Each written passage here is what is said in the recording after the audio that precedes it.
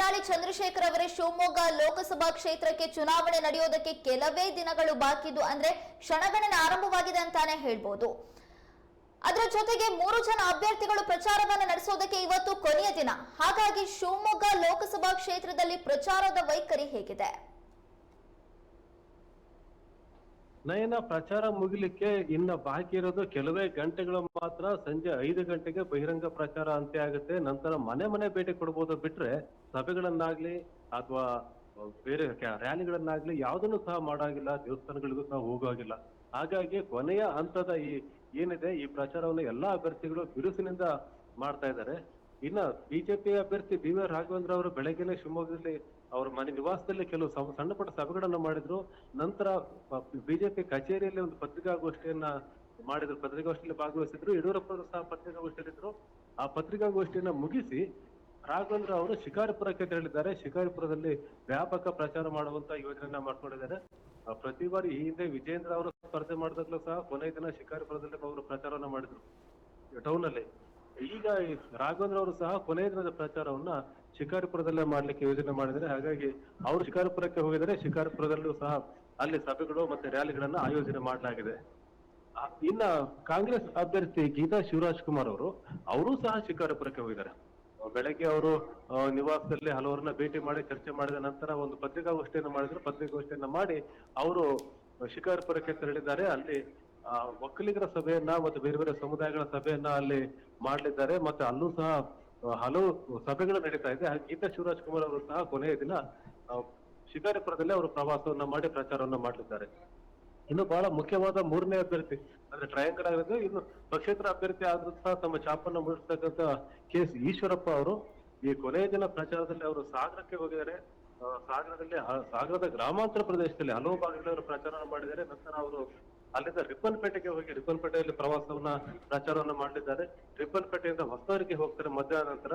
ಹಾಗಾಗಿ ಸಂಜೆಯವರೆಗೂ ಅವರು ಸಾಗರ, ರಿಪ್ಪನ್ಪೇಟೆ ಮತ್ತೆ ಹೊಸನಗರ ಭಾಗದಲ್ಲಿ ಅವರು ಪ್ರಚಾರವನ್ನ ಮಾಡ್ತಾ ಇದ್ದಾರೆ. ಅಲ್ಲಿ ಅವರು ಬೃಹತ್ ಸಭೆಗಳನ್ನ ಆಯೋಜನೆ ಮಾಡಿದ, ಸಣ್ಣ ಪುಟ್ಟ ಸಭೆಗಳನ್ನ, ರೋಡ್ ಶೋಗಳನ್ನ ಅವರು ಆಯೋಜನೆ ಮಾಡ್ತಾ ಇದ್ದಾರೆ. ಹಾಗಾಗಿ ಈ 3 ಅಭ್ಯರ್ಥಿಗಳು ಸಹ ಒಂದು ಬಿರುಸಿನ ಪ್ರಚಾರದಲ್ಲಿ ತೊಡಗಿದ್ದಾರೆ. ಕೊನೆಯ ದಿನದ ಈ ಕಡಿಮೆ ಅವಧಿ ಏನಿದೆ, ಕೊನೆಯ ಕ್ಷಣದ ಪ್ರಚಾರವನ್ನ ಅದನ್ನ ಬಹಳ ಬಿರುಸಿನಿಂದ ಮಾಡಬೇಕು ಅಂತ ಹೇಳಿ ಯೋಚನೆಯನ್ನ ಮಾಡಿದ್ದಾರೆ. ದೈನಾ, ಓಕೆ, ಬಹಿರಂಗ ಪ್ರಚಾರಕ್ಕೆ ಸಂಜೆ 6 ಗಂಟೆಗೆ ತೆರೆ ಬೀಳುತ್ತೆ. ಅದಾದ ಬಳಿಕ ಪ್ರಚಾರದ ಕಾರ್ಯ ಹೇಗಿರುತ್ತೆ? ಮನೆ ಮನೆಗೆ ತೆರಳಿ ಪ್ರಚಾರ ಮಾಡುವಂತದ್ದು ಹೇಗಿರುತ್ತೆ? ಸಂಜೆ 5 ಗಂಟೆ ನಂತರ ಬಹಿರಂಗ ಪ್ರಚಾರ ಮಾಡೋಗಿಲ್ಲ. ಬಹಿರಂಗ ಪ್ರಚಾರ ಅಂತಂದ್ರೆ ಬಹಿರಂಗ ಸಭೆಗಳನ್ನ ಮಾಡೋ ಹಾಗಿಲ್ಲ, ರ್ಯಾಲಿಗಳನ್ನ ಮಾಡೋ ಹಾಗಿಲ್ಲ ಸಂಜೆ ನಂತರ. ಆಮೇಲೆ ಸಣ್ಣ ಪುಟ್ಟ ಸಭೆಗಳನ್ನ ಮಾಡೋ ಹಾಗಿಲ್ಲ, ಇಂಡೋರ್ ಸಭೆಗಳನ್ನ ಮಾಡೋ ಹಾಗಿಲ್ಲ. ಅಂದ್ರೆ ಬಹಿರಂಗವಾಗಿ ಯಾವುದೇ ಪ್ರಚಾರ ಕಾರ್ಯವನ್ನ ಅವ್ರು ಮಾಡೋಗಿಲ್ಲ. ಅದಕ್ಕೆ 5 ಗಂಟೆಗೆ ಅವಧಿ ಮುಕ್ತಾಯ ಆಗುತ್ತೆ. ಅಂದ್ರೆ ಮತದಾನದ ಅವಧಿ ಮುಕ್ತಾಯದ 5 ಗಂಟೆ ಏನಿದೆ ಅದಕ್ಕಿಂತ 48 ಗಂಟೆ ಮುಂಚೆಯೇ ಈ ಬಹಿರಂಗ ಪ್ರಚಾರದ ಅವಧಿ ಅಂತ್ಯ ಆಗುತ್ತೆ. ಹಾಗಾಗಿ ಅವ್ರು ಯಾರು ಸಹ ಬಹಿರಂಗ ಪ್ರಚಾರ ಮಾಡೋಗಿಲ್ಲ. ಆದ್ರೆ ಅವರು ಮನೆ ಮನೆ ಭೇಟಿ ಕಾರ್ಯಕ್ರಮವನ್ನು ಮಾಡ್ಬೋದು, ಮನೆ ಮನೆಗೆ ಹೋಗಿ ಮತಯಾಚನೆ ಮಾಡ್ಬೋದು ಅಭ್ಯರ್ಥಿಗಳು. ಆದ್ರೆ ಸಭೆ ಸಮಾರಂಭಗಳನ್ನ ಯಾವ ಕಾರಣಕ್ಕೂ ಸಹ ಮಾಡೋ ಹಾಗಿಲ್ಲ. ಆಮೇಲೆ ಈ ಅವಧಿನಲ್ಲಿ ಚುನಾವಣಾ ಆಯೋಗ ಸಹ ತುಂಬಾ ಸ್ಟ್ರಿಕ್ಟ್ ಆಗಿ ಹಲವು ಕ್ರಮಗಳನ್ನ ತೆಗೆದುಕೊಂಡಿರುತ್ತೆ. ಅಲ್ಲಿ ವಾಹನಗಳ ಮೂವ್ಮೆಂಟ್ ಆಗಿರ್ಬೋದು, ಅಥವಾ ಹಣದ ಮೂವ್ಮೆಂಟ್ ಆಗಿರ್ಬೋದು, ಅಥವಾ ಬೇರೆ ಬೇರೆ ಏನು ನೀತಿ ಸಂಹಿತೆ ಉಲ್ಲಂಘನೆಯ ಪ್ರಕರಣಗಳು ಬರುತ್ತೆ, ಅದ ಬಹಳ ಕಟ್ಟುನಿಟ್ಟಾಗಿ ಮಾಡ್ತಾರೆ. ಮತ್ತೆ ಗಸ್ತನ್ನ ಹೆಚ್ಚು ಮಾಡ್ತಾರೆ. ಎಲ್ಲಿ ನಾಕಾಬಂದಿ ಮಾಡಿದ್ದಾರೆ, ಎಲ್ಲಿ ಬ್ಯಾರಿಕೇಡ್ಗಳು ಹಾಕಿದರೆ ಅಲ್ಲಿ ಹೆಚ್ಚುವರಿ ಸಿಬ್ಬಂದಿಯನ್ನ ಅಲ್ಲಿ ನಿಯೋಜನೆ ಮಾಡ್ತಾರೆ. ಹಾಗಾಗಿ ಚುನಾವಣಾ ಆಯೋಗ ಸಹ ಈ 48 ಗಂಟೆಗಳ ಕಾಲ ತೀವ್ರ ಕಟ್ಟೆಚ್ಚರದಲ್ಲಿರುತ್ತೆ. ಅಭ್ಯರ್ಥಿಗಳು ಸಹ ಇದೊಂದು 48 ಗಂಟೆ ಏನಿದೆ ಅವಧಿ, ಅದೊಂದು ರೀತಿ ಪರೀಕ್ಷಾ ಕಾಲದ ರೀತಿ ಆಗಿರುತ್ತೆ. ಹಾಗಾಗಿ ಈ 48 ಗಂಟೆಗಳ ಕಾಲ ಅಭ್ಯರ್ಥಿಗಳು ಮನೆ ಮನೆ ಭೇಟಿ ಬಿಟ್ಟು ಇನ್ ಬೇರೆ ಯಾವ ಕಾರ್ಯಕ್ರಮವನ್ನು ಮಾಡುವಂತಿಲ್ಲ. ಮತ್ತು ಸ್ಟಾರ್ ಪ್ರಚಾರಕರು ಏನಿರ್ತಾರೆ ಅವರು ಆ ಕ್ಷೇತ್ರದಿಂದ ನಿರ್ಗಮಿಸಬೇಕಾಗುತ್ತೆ. ಉದಾಹರಣೆಗೆ ಶಿವರಾಜ್ ಕುಮಾರ್ ಅವರು ಸಂಜೆ 5 ಗಂಟೆ ನಂತರ ಇರೋ ಆಗಿಲ್ಲ ಅವರು ಶಿವಮೊಗ್ಗದಲ್ಲಿ. ಇನ್ನ ಬೇರೆ ಅಭ್ಯರ್ಥಿಗಳೇನಿದೆ, ಬೇರೆ ಅಭ್ಯರ್ಥಿಗಳ ಜೊತೆಗೆ ಅವರ ಪರವಾಗಿ ಪ್ರಚಾರ ಮಾಡ್ಲಿಕ್ಕೆ ಬೇರೆ ಬೇರೆ ಊರುಗಳಿಂದ ಬಂದಿದ್ದಾರೆ, ಅವರು ಸಹ ಶಿವಮೊಗ್ಗದಲ್ಲಿ ಇರೋ ಆಗಿಲ್ಲ. ಅಂದ್ರೆ ಶಿವಮೊಗ್ಗ ಲೋಕಸಭಾ ಕ್ಷೇತ್ರದ ಮತದಾರರು ಅಲ್ಲದೆ ಇರೋರು ಯಾರು ಸಹ ಶಿವಮೊಗ್ಗ ಲೋಕಸಭಾ ಕ್ಷೇತ್ರದಲ್ಲಿ ಇರೋ ಹಾಗಿಲ್ಲ. ಅವರೆಲ್ಲರೂ ಸಹ ನಿರ್ಗಮಿಸಬೇಕು. ಅದನ್ನು ಸಹ ಕಟ್ಟುನಿಟ್ಟಿನ ಸೂಚನೆಯನ್ನ ಈಗಾಗಲೇ ಕೊಡ್ಲಾಗಿದೆ. ಹಾಗಾಗಿ ಈ ಕೊನೆಯ ಕ್ಷಣದ ಪ್ರಚಾರದಲ್ಲಿ ತೊಡಗಿದ್ದಾರೆ. ಆ ಅವಧಿ ಮುಗಿದ ನಂತರ ಚುನಾವಣಾ ಆಯೋಗ ಚುರುಕೊಳ್ಳುತ್ತೆ, ತನ್ನ ಕ್ರಮವನ್ನ ಮಾಡುತ್ತೆ ನಯನ. ಓಕೆ, ಇನ್ನು ಬಿಜೆಪಿ ಅಭ್ಯರ್ಥಿ ಆಗಿರುವಂತಹ ಹಾಲಿ ಸಂಸದರಾಗಿರುವಂತಹ ಬಿ.ವೈ. ರಾಘವೇಂದ್ರ ಅವರು ಈ ಬಾರಿ ಚುನಾವಣೆಯನ್ನ ಎದುರಿಸ್ತಾ ಇರುವಂತದ್ದು ತಾವು ಮಾಡಿರುವಂತಹ ಅಭಿವೃದ್ಧಿ ಕೆಲಸಗಳನ್ನ ಇಟ್ಕೊಂಡು. ಇದಕ್ಕೆ ಮತದಾರರು ಎಷ್ಟರ ಮಟ್ಟಿಗೆ ಮಣೆ ಹಾಕಬಹುದು? ನಯನ, ಬಿಜೆಪಿ ಅಭ್ಯರ್ಥಿಯ ಅಜೆಂಡಾವೇ ಅಭಿವೃದ್ಧಿ.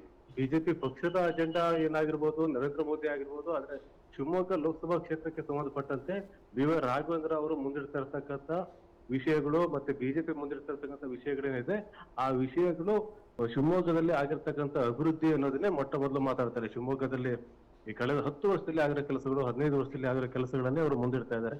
ಅದು ಏರ್ಪೋರ್ಟ್ ನಿಂದ ಹಿಡಿದು ರಸ್ತೆಯವರೆಗೂ ಸಹ ಆಗಿರ್ಬೋದು, ಬೇರೆ ಬೇರೆ ಯೋಜನೆಗಳಾಗಿರ್ಬೋದು, ಎಲ್ಲವನ್ನೂ ಸಹ ಜನರಿಗೆ ತಲುಪಿಸುವಂತ ಪ್ರಯತ್ನವನ್ನ ಮಾಡ್ತಾರೆ.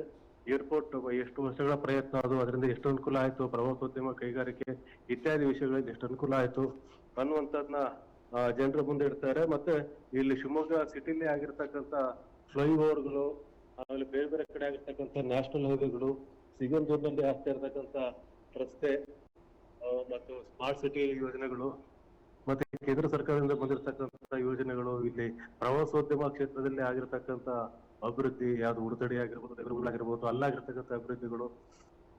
ರಾಘವೇಂದ್ರ ಅವರು ಬಹಳ ಪ್ರಮುಖವಾಗಿ ಅಭಿವೃದ್ಧಿಯನ್ನೇ ಜನರ ಮುಂದಿಟ್ಟು ಅವರು ಪ್ರಶ್ನೆ, ಅವರು ಮಾತುಗಳನ್ನ ಕೇಳ್ತಾ ಇದ್ದಾರೆ. ತಾವು ಮಾಡಿರ್ತಕ್ಕಂಥ ತಮ್ಮ ಅವಧಿಯಲ್ಲಿ ಆಗಿರ್ತಕ್ಕಂಥ ಅಭಿವೃದ್ಧಿಯನ್ನೇ ಅವ್ರು ಹೇಳ್ತಾ ಇದ್ದಾರೆ. ಪ್ರಮುಖವಾಗಿ ರೈಲು ಸಂಪರ್ಕ, ರೈಲ್ವೆ ಸ್ಟೇಷನ್. ಒಂದು ಕಾಲದಲ್ಲಿ ಶಿವಮೊಗ್ಗದಲ್ಲಿ ಕೇವಲ 2 ರೈಲುಗಳು 3 ರೈಲುಗಳು ಮಾತ್ರ ಓಡಾಡ್ತಾ ಇದ್ವು. ಆದ್ರೆ ಇವತ್ತು 15ಕ್ಕೂ ಹೆಚ್ಚು ರೈಲುಗಳು ಶಿವಮೊಗ್ಗ ರೈಲು ನಿಲ್ದಾಣಕ್ಕೆ ಬರ್ತವೆ, ಓಡಾಡ್ತಾ ಇದ್ದಾವೆ. ಆದ್ರೆ ಕೇಂದ್ರ ಸರ್ಕಾರದ ಏನು ಈ ಅವಕಾಶಗಳಿದಾವೆ, ಅವಕಾಶವನ್ನ ಬಳಸಿಕೊಂಡಿದ್ರ ಬಗ್ಗೆ ರಾಘವೇಂದ್ರ ಅವರು ಜನರ ಮುಂದೆ ಇಡ್ತಾ ಇದ್ದಾರೆ. ಆ ಜನರ ಮುಂದೆ ಅದನ್ನ ಅಭಿವೃದ್ಧಿಗೆ ಕೆಲಸಗಳನ್ನ ಮುಂದಿಟ್ಟು ಅಭಿವೃದ್ಧಿಗಾಗಿ ಮತ ಕೊಡಿ ಅಂತೇಳಿ ರಾಘವೇಂದ್ರ ಅವರು ವ್ಯಾಪಕವಾದ ಪ್ರಚಾರವನ್ನ ಮಾಡ್ತಾ ಇದ್ದಾರೆ. ತಾವು ಮಾಡಿರ್ತಕ್ಕಂಥ ಸಾಧನೆಗಳನ್ನ, ತಮ್ಮ ಅವಧಿಯಲ್ಲಿ ಆಗಿರ್ತಕ್ಕಂಥ ಕೆಲಸಗಳನ್ನ, ಬಿಜೆಪಿ ಸರ್ಕಾರ ಮಾಡಿರ್ತಕ್ಕಂಥ ಅಭಿವೃದ್ಧಿ ಕಾರ್ಯಗಳನ್ನ ಜನರಿಗೆ ಹೇಳ್ತಾ ಇದ್ದಾರೆ. ಅದನ್ನೇ ಬಹಳ ಪ್ರಮುಖವಾದ ಅಜೆಂಡಾವನ್ನಾಗಿ ಮಾಡ್ಕೊಂಡಿದ್ದಾರೆ. ಅಭಿವೃದ್ಧಿ ವಿಷಯವನ್ನೇ ಜನರಿಗೆ ಹೇಳಿ ನಾನು ಮತ್ತೆ ಮರು ಆಯ್ಕೆ ಆಗ್ತೀನಿ ಅನ್ನುವಂತ ಭರವಸೆಯನ್ನು ಅವರು ವ್ಯಕ್ತಪಡಿಸ್ತಾ ಇದ್ದಾರೆ ನಯನ. ಓಕೆ, ಇನ್ನು ಬಿಜೆಪಿಯ ಒಂದು ಅಜೆಂಡಾ ಆಗಿರ್ಬೋದು, ಬಿಜೆಪಿಯ ಸಿದ್ಧಾಂತ ಅಂತ ಇದ್ದಂತ ಹಿಂದುತ್ವವನ್ನ ಈ ಬಾರಿ ಪಕ್ಷೇತರ ಅಭ್ಯರ್ಥಿ ಕೆ.ಎಸ್. ಈಶ್ವರಪ್ಪನವರು ಇದು ನನ್ನ ಸಿದ್ಧಾಂತ, ಹಿಂದುತ್ವ ಅನ್ನುವಂಥದ್ದು ನಾನು ಕಾಪಾಡ್ಕೊಂಡು ಬಂದಿರೋದು ಅಂತ ಹೇಳ್ತಾನೆ ಬರ್ತಾ ಇದ್ದಾರೆ ಮೊದಲ ದಿನದಿಂದಲೂ ಕೂಡ. ಹಾಗಾಗಿ ಈ ಬಾರಿ ಹಿಂದುತ್ವ ಅನ್ನುವಂಥದ್ದು ಪಕ್ಷೇತರ ಅಭ್ಯರ್ಥಿ ಆಗಿರುವಂತ ಕೆ.ಎಸ್. ಈಶ್ವರಪ್ಪನವರಿಗೆ ಎಷ್ಟರ ಮಟ್ಟಿಗೆ ವರ್ಕ್ ಆಗುತ್ತೆ? ನಯನ, ಹಿಂದುತ್ವ ಅನ್ನೋದು ಬಿಜೆಪಿ ಸಿದ್ಧಾಂತ. ಅದು ಬಿಜೆಪಿ ಯಾವತ್ತಿನೂ ಪ್ರತಿಪಾದನೆ ಮಾಡ್ತಾ ಇದೆ. ಹಾಗಾಗಿ ಅವ್ರು ಬೇರೆ ಬೇರೆ ವಿಷಯ, ರಾಮ ಮಂದಿರ ಆಗಿರ್ಬೋದು, ಬೇರೆ ವಿಷಯಗಳಾಗಿರ್ಬೋದು, ಅದನ್ನ ಮಾತಾಡ್ಲಿಕ್ಕೆ ಮೊದಲು ಬಿಜೆಪಿ ಮುಂದಿರುತ್ತೆ. ಅದು ಇಷ್ಟು ವರ್ಷದವರೆಗೂ ನಡೀತಾ ಇತ್ತು. ಆದ್ರೆ ಶಿವಮೊಗ್ಗದಲ್ಲಿ ಚುನಾವಣೆ ಘೋಷಣೆ ಆದಾಗಿಂದ, ಚುನಾವಣೆ ಆದ ದಿನದಿಂದ ಈಶ್ವರಪ್ಪನವರು ಸ್ವಯಂ ಘೋಷಣೆ ಮಾಡ್ಕೊಂಡಿದ್ದಾರೆ ಹಿಂದುತ್ವವಾದಿ ಅಂತೇಳಿ. ಸ್ವಯಂ ಘೋಷಣೆ ಮಾಡ್ಕೊಳ್ಳೋದಕ್ಕಿಂತ ಅವ್ರು ಬಿಜೆಪಿಲಿ ಇದ್ದಾಗ್ಲೂ ಸಹ ಅವ್ರು ಹಿಂದುತ್ವವಾದಿ ಆಗಿದ್ರು, ಪ್ರಖರ ಹಿಂದುತ್ವವಾದಿ ಆಗಿದ್ರು. ಅವರ ಮಾತುಗಳು, ಭಾಷಣಗಳು, ಟೀಕೆಗಳು, ಪ್ರತಿಕ್ರಿಯೆಗಳು ಎಲ್ಲವೂ ಸಹ ಅಷ್ಟೇ ಸ್ಟ್ರಾಂಗ್ ಆಗಿ ಇರ್ತಾ ಇತ್ತು. ಹಾಗಾಗಿ ಈಶ್ವರಪ್ಪನವರು ಈಗ ಅದನ್ನೇ ಪ್ರೊಜೆಕ್ಟ್ ಮಾಡ್ತಾ ಇದ್ದಾರೆ, ಹಿಂದುತ್ವವಾದಿ ಅಂತೇಳಿ. ಅಂದ್ರೆ ಅವ್ರದ್ದು ಘೋಷವಾಕ್ಯನೇ ದೇಶಕ್ಕೆ ನರೇಂದ್ರ ಮೋದಿ, ಶಿವಮೊಗ್ಗಕ್ಕೆ ಹಿಂದುತ್ವವಾದಿ ಅಂತೇಳಿ. ಹಾಗಾಗಿ ನನ್ನಂತ ಹಿಂದುತ್ವವಾದಿ ಪ್ರತಿಪಾದಕ ಶಿವಮೊಗ್ಗಕ್ಕೆ ಬರಬೇಕು ಅಂತ ಹೇಳಿ ಅವರು ಆ ನಿಟ್ಟಿನಲ್ಲಿ ತಮ್ಮ ಭಾಷಣಗಳನ್ನ ಮಾಡ್ತಾ ಇದ್ದಾರೆ. ನನ್ನಂತ ಹಿಂದುತ್ವವಾದಿ ಮತ್ತೊಬ್ಬನಿಲ್ಲ ಬಿಜೆಪಿನಲ್ಲಿ ಶಿವಮೊಗ್ಗದಲ್ಲಿ ಅಂತೇಳಿ. ಇದನ್ನ ಕೌಂಟರ್ ಮಾಡ್ತಕ್ಕಂಥ ಪ್ರಯತ್ನವನ್ನ ಬಿಜೆಪಿಯಿಂದ ಸ್ವಲ್ಪ ಮಟ್ಟಿಗೆ ಆಯ್ತು.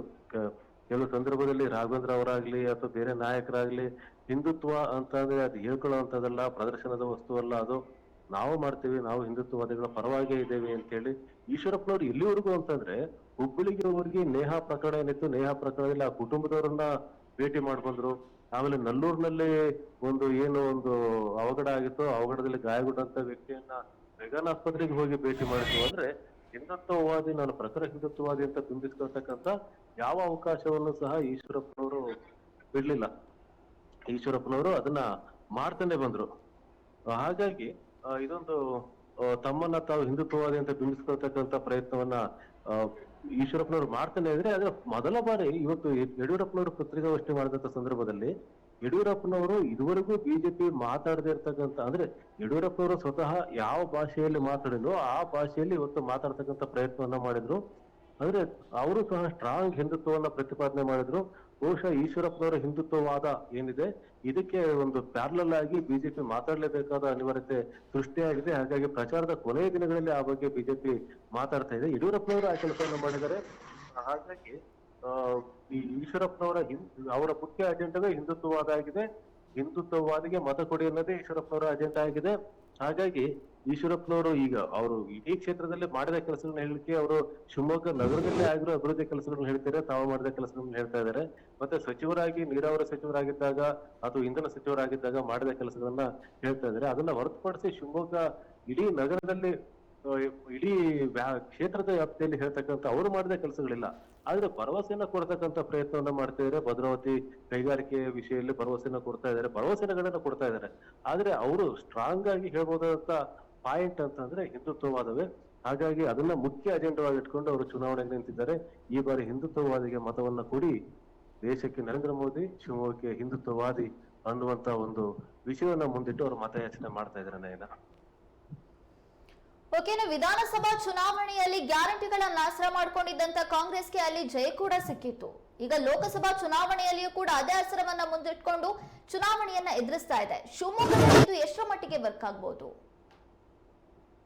ನಯನ, ಕಾಂಗ್ರೆಸ್ ಸರ್ಕಾರ ಏನು ರಾಜ್ಯ ಸರ್ಕಾರ ಏನು ಗ್ಯಾರಂಟಿಗಳನ್ನ ಕೊಡ್ತೀನಿ ಅಂತ ಬೇಡಿಕೆ ಭರವಸೆನ ಕೊಟ್ಟಿತ್ತು. ಚುನಾವಣೆ ನಂತರ ಆ ಭರವಸೆಗಳನ್ನ ಈಡೇರಿಸುವ ನಿಟ್ಟಿನಲ್ಲಿ ಏನು ಪ್ರಯತ್ನವನ್ನ ಮಾಡ್ತು, ಅದರ ಪರಿಣಾಮ ಈ ಲೋಕಸಭೆ ಚುನಾವಣೆಯಲ್ಲಿ ಖಂಡಿತವಾಗಲೂ ಕಾಣ್ತಾ ಇದೆ. ನಗರ ಪ್ರದೇಶದ ಮತದಾರರು ಇದ್ದಾರೆ, ಅವರಲ್ಲಿ ಈ ಗ್ಯಾರಂಟಿ ಫಲಾನುಭವಿಗಳು ಇಲ್ಲ ಅಂತ ಹೇಳಿದ್ರೆ, ಅಂದ್ರೆ ಗ್ರಾಮೀಣ ಪ್ರದೇಶದ ಫಲಾನುಭವಿಗಳೇನಿದ್ದಾರೆ ಅವರು ಈಗ ಗ್ಯಾರಂಟಿ ಏನು ಅವ್ರ ಫಲವನ್ನು ಅನುಭವಿಸಿದ್ದಾರೆ, ಅದರ ಋಣ ತೀರಿಸುವಂತ ಸಂದರ್ಭ ಬಂದಿದೆ ಅಂತ ಎಷ್ಟೋ ಜನ ಮಾತಾಡ್ತಾ ಇದ್ದಾರೆ. ಹಾಗಾಗಿ ಕಾಂಗ್ರೆಸ್ನ ಗ್ಯಾರಂಟಿಯ ಅಲೆ ಇದೆಯಲ್ಲ, ಆ ಗ್ಯಾರಂಟಿಯ ಅಲೆ ಈ ಸರಿ ಲೋಕಸಭೆ ಕೇವಲ ವಿಧಾನಸಭೆ ಚುನಾವಣೆ ಮಾತ್ರ ಅಲ್ಲ, ಈ ಲೋಕಸಭೆ ಚುನಾವಣೆಯಲ್ಲೂ ಸಹ ಗ್ಯಾರಂಟಿಯ ಅಲೆ ಕಾಣಿಸ್ತಾ ಇದೆ, ಗ್ಯಾರಂಟಿಯ ಅಬ್ಬರ ಕಾಣಿಸ್ತಾ ಇದೆ. ಅದನ್ನ ಮತ್ತೆ ಯಾವ ರೀತಿ ವಿಧಾನಸಭೆ ಚುನಾವಣೆ ಸಂದರ್ಭದಲ್ಲಿ ಗ್ಯಾರಂಟಿಗಳನ್ನ ಕಾರ್ಡ್ಗಳನ್ನ ಮನೆ ಮನೆಗೆ ತಲುಪಿಸಿತ್ತು, ಅದೇ ರೀತಿ ಈ ಬಾರಿ ಕಾಂಗ್ರೆಸ್ ತನ್ನ ಈ ಹೊಸ ಗ್ಯಾರಂಟಿಗಳನ್ನ ಏನು ಘೋಷಣೆ ಮಾಡಿದ್ರೆ, ಗೃಹಲಕ್ಷ್ಮಿ ಅಂತ ಮಹಾಲಕ್ಷ್ಮಿ ಅನ್ನುವಂಥ ಯೋಜನೆಯನ್ನ, ಆಮೇಲೆ ಯುವ ನ್ಯಾಯ ಅನ್ನುವಂಥ ಗ್ಯಾರಂಟಿಗಳನ್ನ ಏನು ಕೇಂದ್ರ AICC ರಾಷ್ಟ್ರೀಯ ಕಾಂಗ್ರೆಸ್ ಪಕ್ಷ ಏನು ಹೊಸ ಗ್ಯಾರಂಟಿಗಳನ್ನ ಘೋಷಣೆ ಮಾಡಿದೆ, ಅದನ್ನು ಸಹ ಕಾರ್ಡ್ಗಳ ರೂಪದಲ್ಲಿ ಮನೆ ಮನೆಗೆ ತಲುಪಿಸತಕ್ಕಂತ ಕೆಲಸವನ್ನ ಕಾಂಗ್ರೆಸ್ ಕಾರ್ಯಕರ್ತರು ಮಾಡ್ತಾ ಇದ್ದಾರೆ. ಮತ್ತು ಬಹಳ ಮುಖ್ಯವಾಗಿ ಏನ್ ಗೃಹಲಕ್ಷ್ಮಿ ಯೋಜನೆಯಲ್ಲಿ ಮಹಿಳೆಯರಿಗೆ 2,000 ರೂಪಾಯಿ ಬರ್ಬೇಕಾಗಿತ್ತು, ಆ 2,000 ರೂಪಾಯಿನಲ್ಲಿ ಪೆಂಡಿಂಗ್ ಇರ್ತಕ್ಕಂಥ ಕಂತುಗಳಲ್ಲಿ ಒಂದೆರಡು ಕಂತುಗಳು ಈ ಕೆಲವೇ ದಿನಗಳ ಹಿಂದೆ ಮನೆಗೆ ತಲುಪಿದೆ, ಇನ್ನೂ ಕಂತು ಬಾಕಿ ಇದೆ. ಆದ್ರೆ ಚುನಾವಣೆ ಇನ್ನೊಂದು ಸ್ವಲ್ಪ ದಿನ ಇದೆ ಅನ್ನುವಂತ ಸಂದರ್ಭದಲ್ಲಿ 2,000 ರೂಪಾಯಿ ಅವರ ಖಾತೆಗೆ ಹೋಗಿ ರಾಜ್ಯ ಸರ್ಕಾರ ಒಂದು ಗ್ಯಾರಂಟಿ ಕೊಡ್ತಾ ಇದೆ, ಗ್ಯಾರಂಟಿ ಕೊಟ್ಟಿದೆ ಅಂತ ಜನರಿಗೆ ನೆನಪು ಮರುಕಳಿಸಿದಂತ ಕೆಲಸ ಏನಿದೆ, ಇದು ಕಾಂಗ್ರೆಸ್ನತ್ತ ಗ್ರಾಮೀಣ ಮತದಾರರನ್ನ ಮತ್ತೆ ಸಿಟಿಯಲ್ಲಿರೋ ಮಹಿಳೆಯರು ಸಹ ಅವರಿಗೆ ಮತ್ತೆ ಗ್ಯಾರಂಟಿಗಳ ಬಗ್ಗೆ ಒಲವು ಮಾಡಿದೆ. ಋಣ ಸಂದಾಯ ಮಾಡ್ಬೇಕು ಅಂತ ಹೇಳಿ ಎಷ್ಟೋ ಕಡೆ ಮಾತಾಡ್ತಾ ಇದ್ದಾರೆ ಕಾರ್ಯಕರ್ತರು, ಜನರು. ಅದರಲ್ಲಿ ಈ 2,000 ರೂಪಾಯಿ ತಗೊಳ್ತಕ್ಕಂತ ಮಹಿಳೆಯರಿರ್ಬೋದು, ಒಂದು ಕುಟುಂಬದ ನೇತೃತ್ವ ವಹಿಸಿದಂತ ಮಹಿಳೆಯರ ಯಜಮಾನಿ ಇರ್ಬೋದು, ಅಥವಾ ಬಸ್ಗಳಲ್ಲಿ ಓಡಾಡ್ತಾ ಇರ್ಬೋದು, ಅಥವಾ ಅನ್ನಭಾಗ್ಯ ಇರ್ಬೋದು, ಮತ್ತೆ ವಿದ್ಯುತ್ ನಗರ ಪ್ರದೇಶ ಗ್ರಾಮಾಂತರ ಅಂತ ಏನಿಲ್ಲ, 200 ಯೂನಿಟ್ ಮ್ಯಾಕ್ಸಿಮಮ್ ಅದೇನು ಷರತ್ತುಗಳಿಗೆ ಒಳಪಟ್ಟು ಗರಿಷ್ಠ 200 ಯೂನಿಟ್ ವರೆಗೂ ಸಹ ಉಚಿತವಾಗಿ ಬರ್ತಾ ಇದೆ. ಅವೆಲ್ಲ ಕಣ್ಣಿಗೆ ಕಾಣ್ತಾ ಇದೆ ಜನರಿಗೆ ಪ್ರತಿ ತಿಂಗಳು. ಹಾಗಾಗಿ ಗ್ಯಾರಂಟಿಗಳನ್ನ ಮುಖ್ಯ ಅಜೆಂಡವಾಗಿ ಗೀತಾ ಶಿವರಾಜಕುಮಾರ್ ಇಟ್ಕೊಂಡಿದ್ದಾರೆ.